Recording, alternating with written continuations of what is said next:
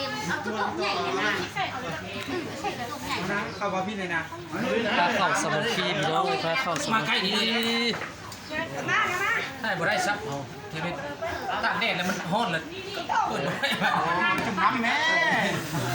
ทีมงานสะดุมเมืองคนลงมาเห็นเบี้ยพี่น้องเอ้ย เข้ามาทางนี้เข้ามาตัวจานดิ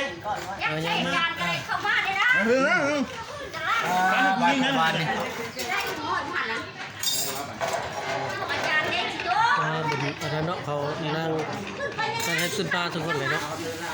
เขาจะไปส่งแล้วกินให้นิด จะได้เงินก้อนนะกะเอาสักก้อนเหรอเราพอดีกินข้าวเซฟเลยก้อนก้อนใครหุบกันได้บุกก้อนเลย1 2 3มาเลยมาดูกัน เห็นเดียวจะพ่อจุ๋เดียวจะพ่อส่งจุ๋คนเดียวเขาจะ ข้าไปจะวิ่งตัวเองเลย โอ้โหปลาอะไร อันคู่อาจารย์ ต้มไก่เขา สร้างภาพแล้วคุณบุญยังนั่นเด้ มันแค่กินน้ำเดียวแล้วมันเหนื่อย เด็ก ทำเจ้าเพื่อนเอาดิ เขาไม่ได้ก็ชมบ่ได้บ่ได้ต้องเฮ้ย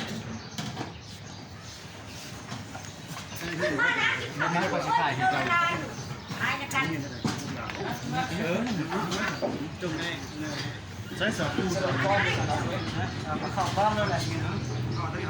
นะตัวสวยให้เราเงียบหน่อยนะให้เฮียเขายังพี่นะมาพี่เลยเขายังพี่มาพุ่นให้ให้เฮียอันนั้น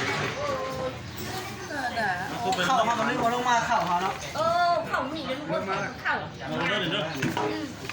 ได้อยู่นะเฮ้ยสวยใส่นะฮะ อ้าว ไปคุณแน่คุณ นั่นเองอันกินทำสะดุมบ้านมีอย่างว่ามีบ่ นะสนุกคุณยิงมาเลย ชิได้ชิโต้